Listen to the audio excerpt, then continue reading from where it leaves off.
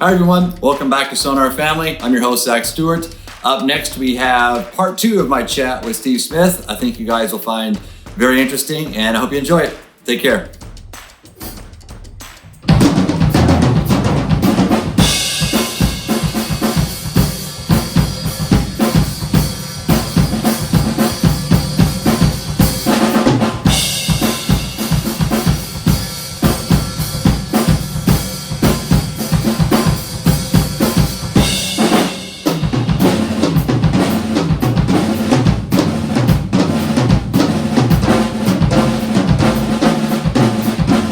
Well, I think something you said, early on in your kind of relationship with them that I think, a lot of young drummers need to hear today is, you bought the drums and you played them because you liked them. I think people That's start right. getting, they start getting to a certain level or think they're at a certain level, and it just becomes, I'll play whoever will give me something or stuff like that. And I think that needs to be more out there that's not how this works in the drumming world, unless you just luck into some giant, massive, arena selling out gig right out of the gates, play the gear that you love and you feel speaks to you. And Well, still play the gear that you love. yeah. Because you can afford to buy it. Yeah, I know. So, that's really the point. I mean, I've always played exactly what I wanted to play. And, I grew up playing Zildjian cymbals. And so it's naturally, I want to play Zildjian cymbals. I grew up playing Remo heads, and I play Remo heads, and so when I went to see Remo Belli after I was playing for a few months with Jean-Luc Ponty, and I talked to him about getting an endorsement, and so this is back in 1977, and I asked if I could have a meeting, and he was very gracious and said, yeah, let's have a meeting. So I told him I wanted to be an endorser, and he goes, well, that's great. I'm glad you like my product. Let's talk in 5 years to see if you're still around. Because he goes, you got a great gig now. It's a really good gig. Yeah. You're playing with Jean-Luc Ponty. But, I want good players, professionals, but you're going to have to have a long career for me, for him, Remo, to have me part of the Remo family. So I felt like that was just realistic feedback. I accepted that completely. And then a few years later, I went back and I was still around, so I became a Remo endorser. So, that's really the key. It's not, it's what you want to play. And then, and then hopefully you can work out a situation with the company. But the main thing is you have to love whatever the gear is, and really, and that integrity makes a huge difference, that you really believe in the product.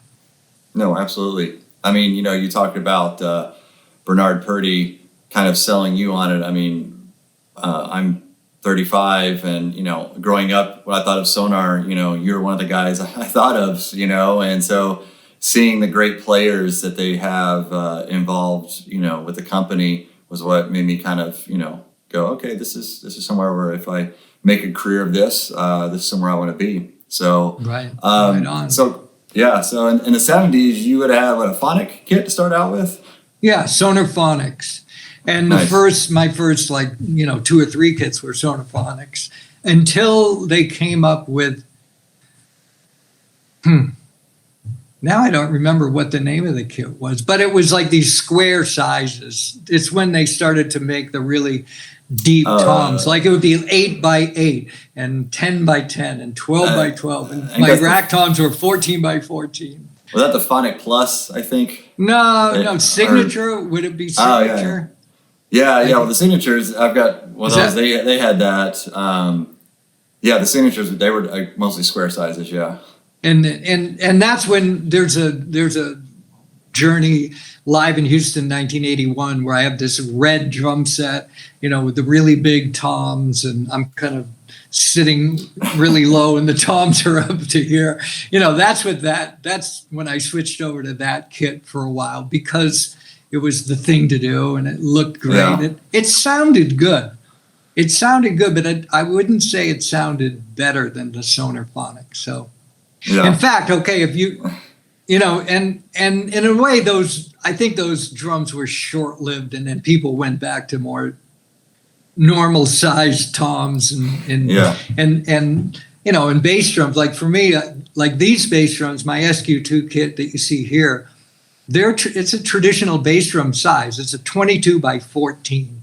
So, and back when I was first starting out in the 60s and the 70s, all bass drums were 14 inches deep, whether it was an 18 or a 26, it didn't matter. Yeah. It was always 14 inches deep. And there's just something about the sound and the feel of that I really like. So that's what I have here. That's what I ordered when I put this kit together.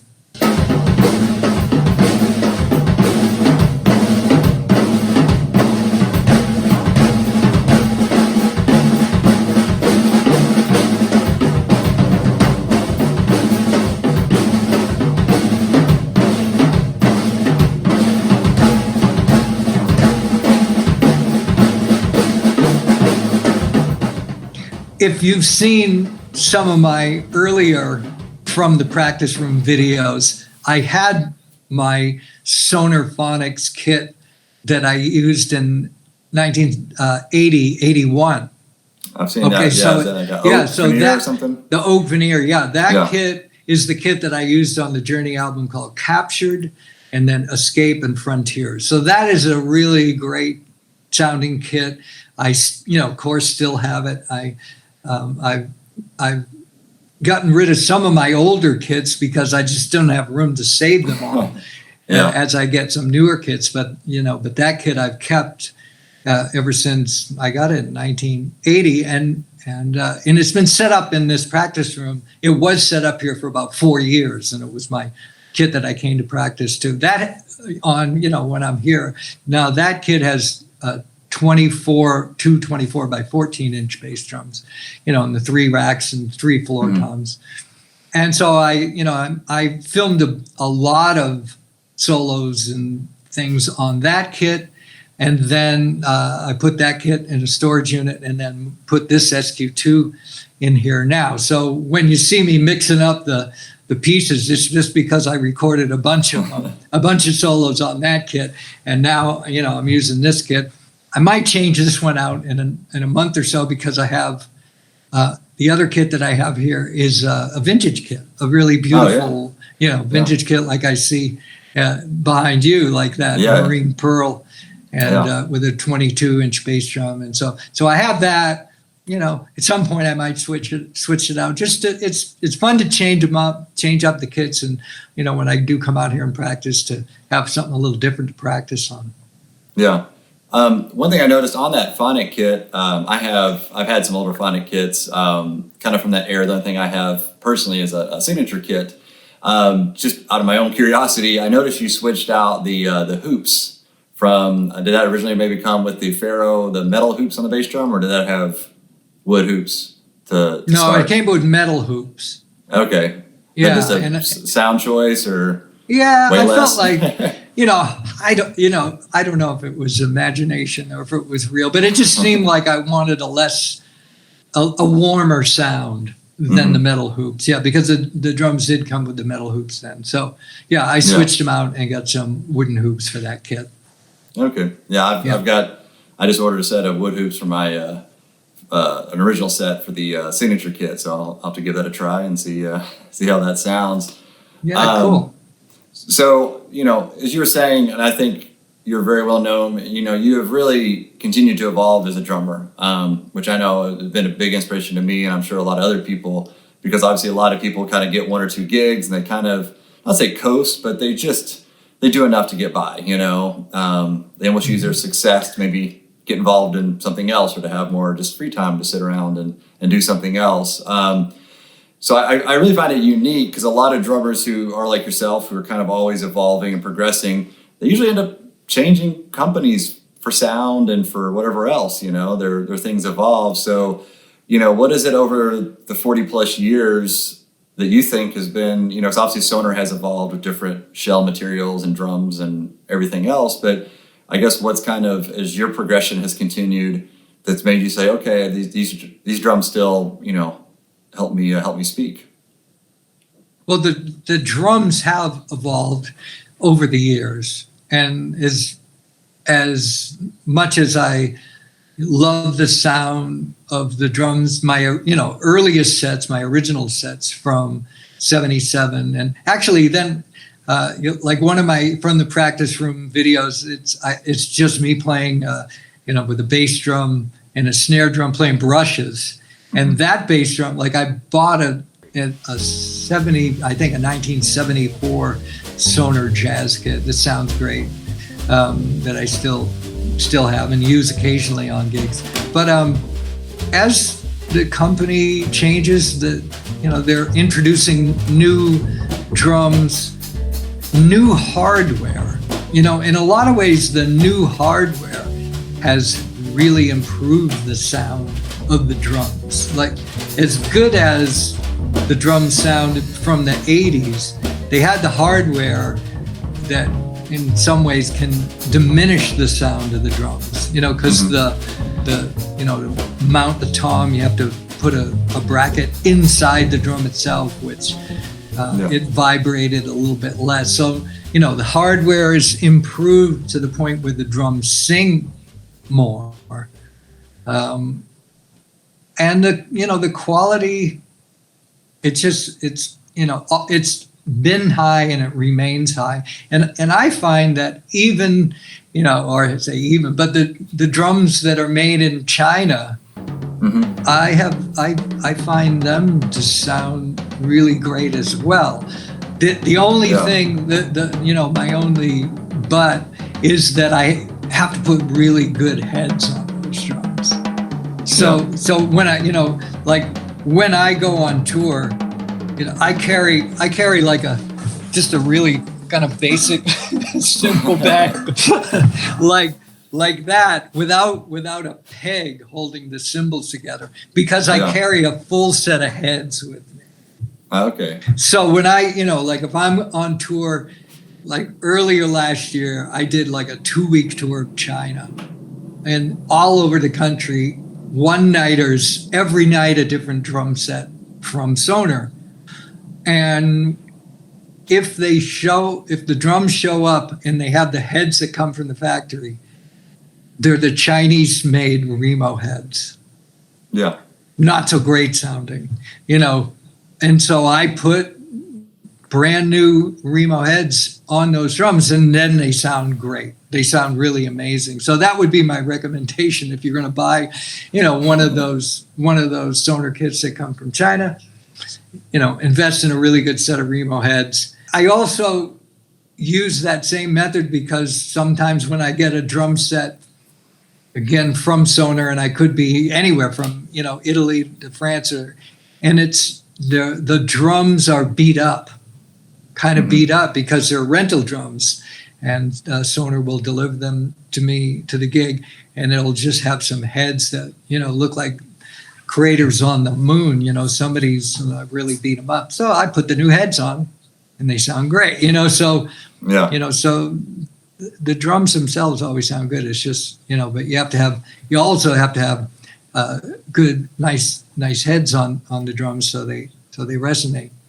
Yeah. Now, if you want to get into the whole, touring, especially like drums du jour, I also take cymbal optimizers with me, because I noticed the main thing that's messed up about rental drums are the felts that come on the cymbal stands. They're without a doubt, they're trashed always. Yeah. So here I carry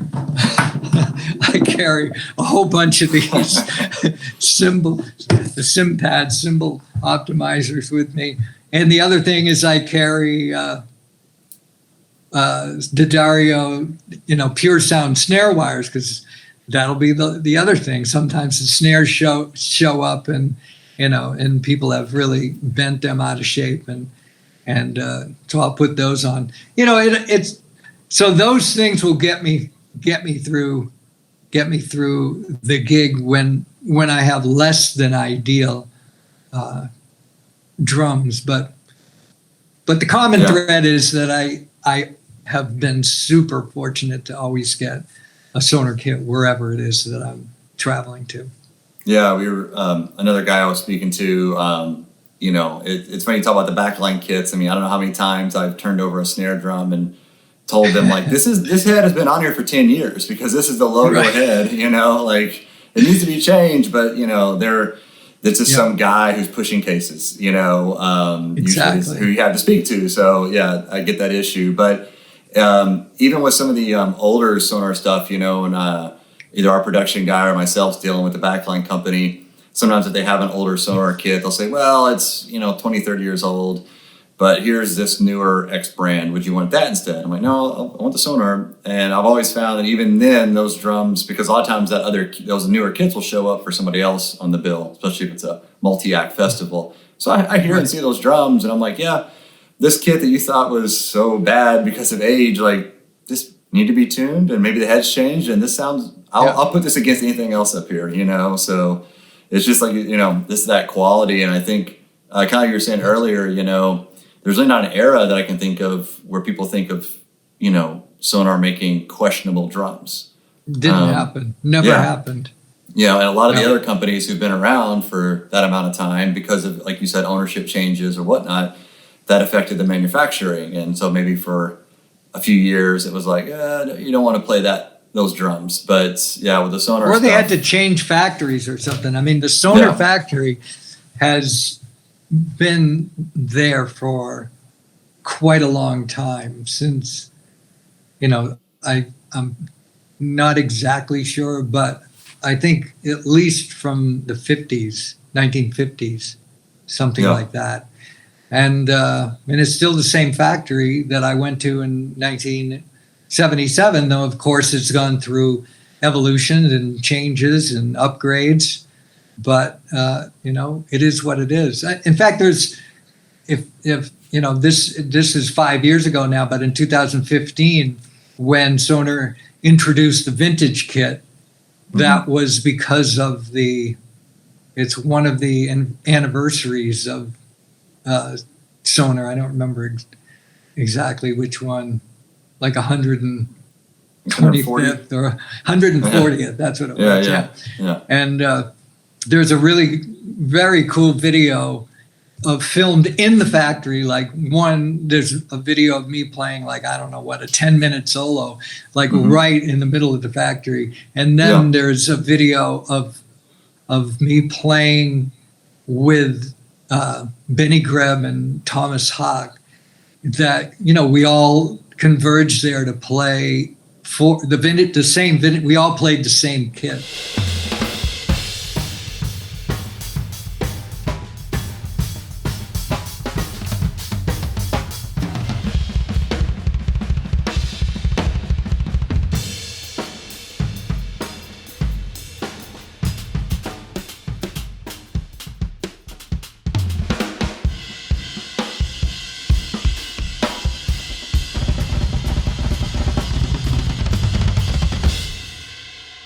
It was funny when those came out, you know, in the circle of kind of working drummers in Nashville.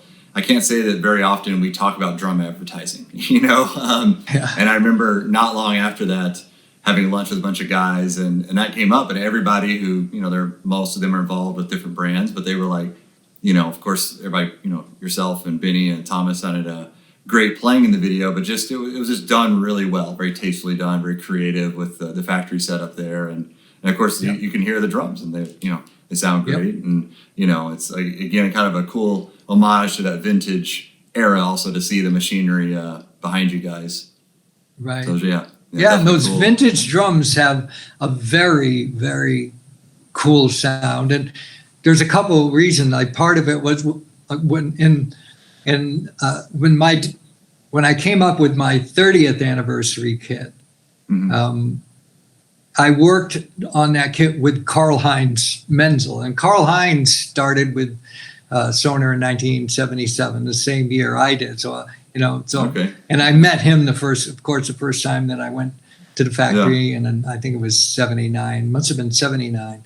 And so we worked together on that kit. And by that time, Sonor was not making the beech shells anymore.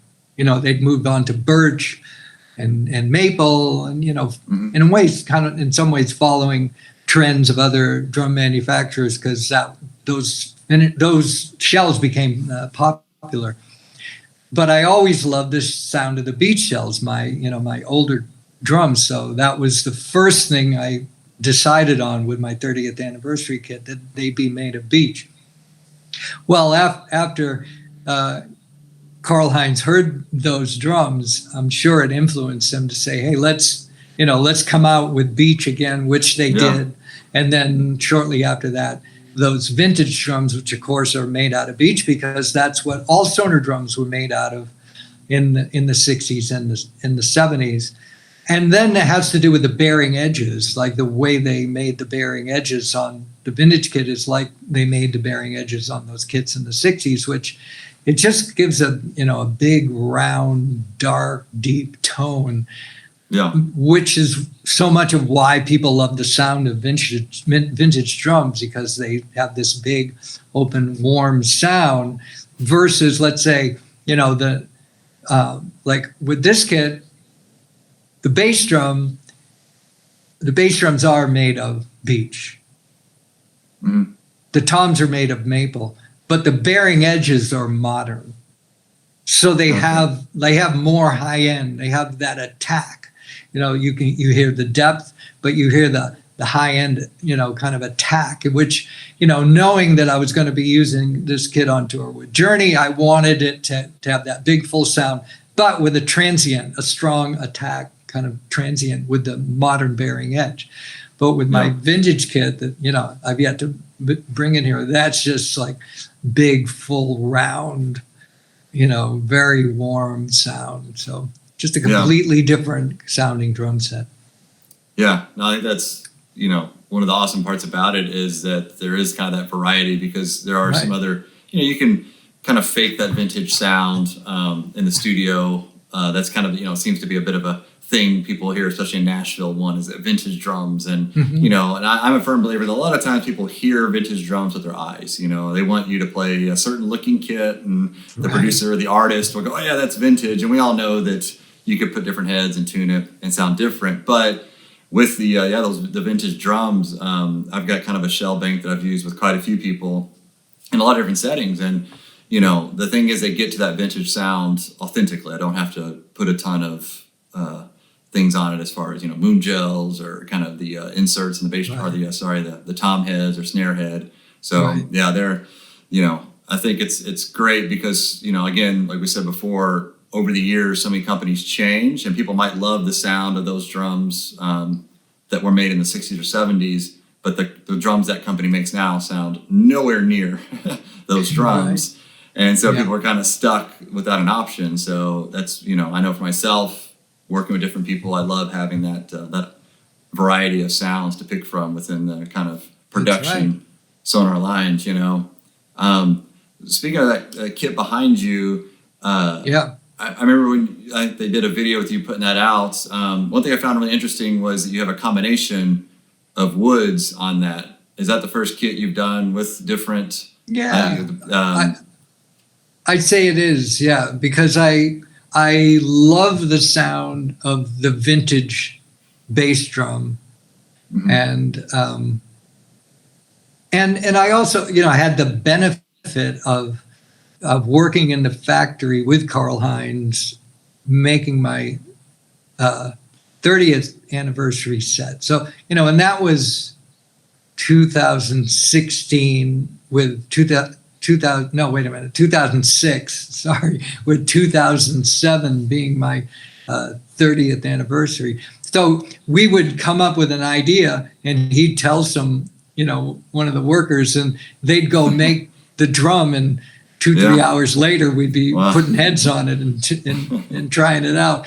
And one of the things that I found was we tried the different thickness shells, and the bass drum sounded best with the thinner shell.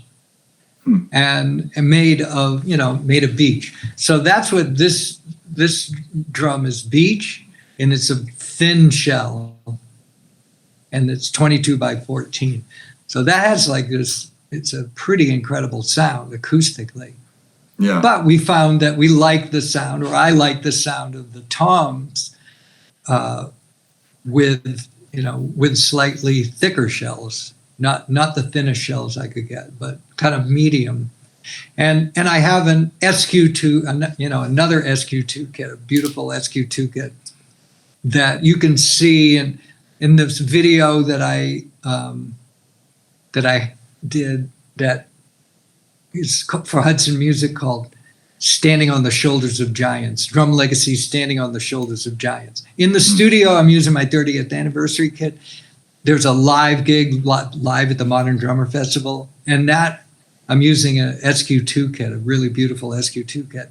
Those toms sound really fantastic to me, and they're made of maple. So I basically just wanted those same maple shells, for this kit, because I know they sound so big and warm with a lot of low end, and then the great attack for the high end. Yeah. No, I mean, like I said, here in that kit, I believe there's a video of you like a sound check or something, kind of demonstrating that kit. And, I remember the first time hearing that, someone had mentioned, changing up the bass drum material, different from the toms. And so I think I've kind of made note of that setup myself. So next time that's I'm market for a kit, Yeah, the SONOR configurator. You can, SQ2, basically what the SQ2 means is you can just design your own kit. You just put together whatever it is that you want. And this kit, I don't know if you can totally see it, but it's got 3 snare drums. Oh yeah. There's a chair there, so I can stand up and adjust that zoom there. But it has my metal, 30th anniversary snare, and then it's got basically a vintage snare. That's what it's a 14 by 5 3/4, and then it's got a 12 by 5. Nice. And that's I use this kit on the Journey tours, and having 3 snare drums is something that I've been doing for a few years. It gives me a lot of options. Of course, it gives me a lot of options in songs, for playing, an A part of a song on one snare, or B part of a song on another snare. But also, I got into it because I started doing this with Vital Information, and actually, I can trace it back to going to see the Broadway musical Hamilton with Andres Ferrero playing drums, and I love that musical so much. I've seen it 5 times, and I did help introduce Andres to the SONOR folks, and now he's a SONOR endorser. Yeah. And when I sat, one of the times that I saw the show, I was in the pit in the drum booth, and Andres had, I'm pretty sure, 5 snare drums as part of, and it's written into the musical to have 5 snare drums. Wow. It's, they're very specific. It's an incredible book, it's incredible music.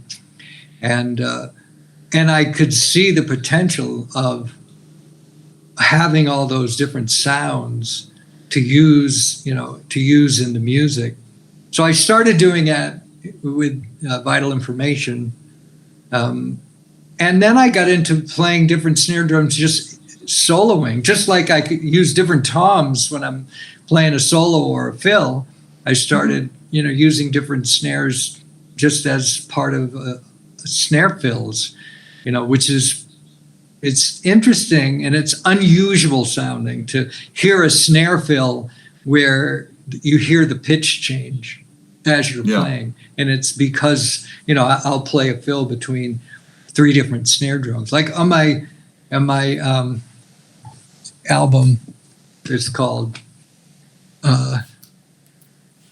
Nice. what is it called? Heart of the City.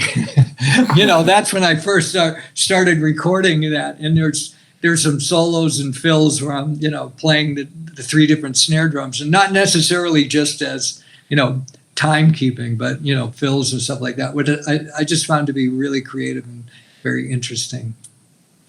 Yeah. One thing, I played an event once, and that's the first time I got to play your signature metal snare drum.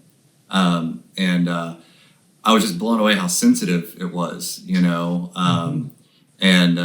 but one thing I know kind of as a Sonar just fan and nerd was I really love the throwback with the lugs and everything to the old, I guess like the phonic era and stuff like that. What made you kind of decide for that sound to go with such kind of a thick, heavy drum, that metal snare? Sure.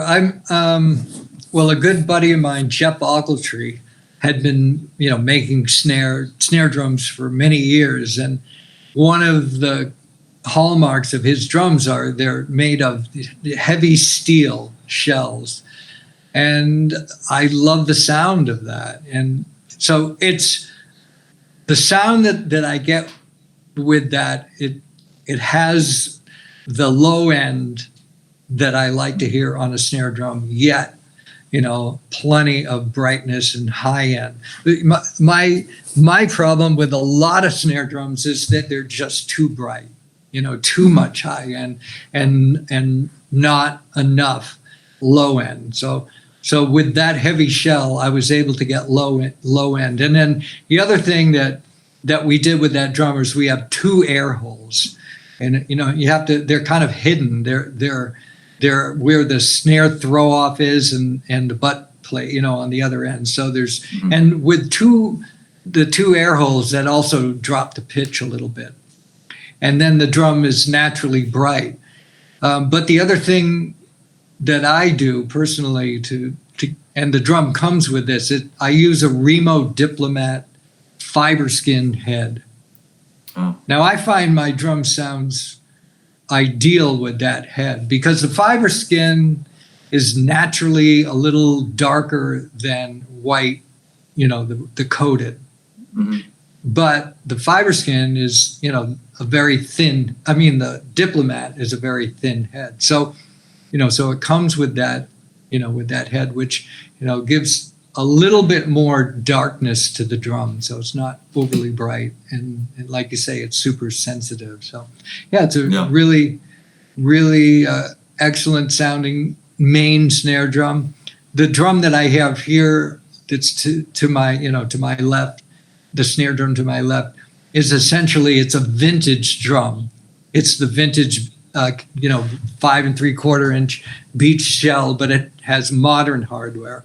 With my 30th anniversary drum, I wanted it to have that vintage hardware. And then I made a 40th anniversary snare drum that sold out pretty quickly. Yeah. That also had that same vintage hardware on it. And vintage, not all the way back to the teardrop, but vintage being like, late 70s, early 80s, like what's right behind you on that floor tom there. Yeah, no, they're great drums. I haven't got a chance to check out the is it the 40th, right? 40th, but we only made 77 of them, and they sold out like almost instantly. So maybe you can find one. But those sound great. That sounds very much like the vintage snare drum. It is essentially like that vintage snare drum. So is that like for you? I know you play a lot of different projects and everything else. Is kind of your go-to setup these days the 3 rack toms and 2 or 3 floor toms, and then 2 or 3 snares? Is that kind of if you're going to do almost any gig, that's what's you can bring with you? Yes. Well, yes. I won't bring the double bass. I love playing the double bass, but it is hard to carry around, and a lot of the stages I play, there's not enough room for it. So yeah, 3 rack toms and 2 floor toms is what I've been playing for a very long time. And 2 or 3 snare drums now is pretty standard. 3 floor toms, I started with the 3 floor toms when I went back to playing with Journey in 2016. Now I really like playing with 3 floor toms. Like when I just played, that in early March, played a week in Australia, I was able to get a drum set with 3 floor toms, 3 rack toms, 3 floor toms. So, yeah, I really have fun with that. It gives me a wide melodic range, but I'll play whatever I need to play for the gig.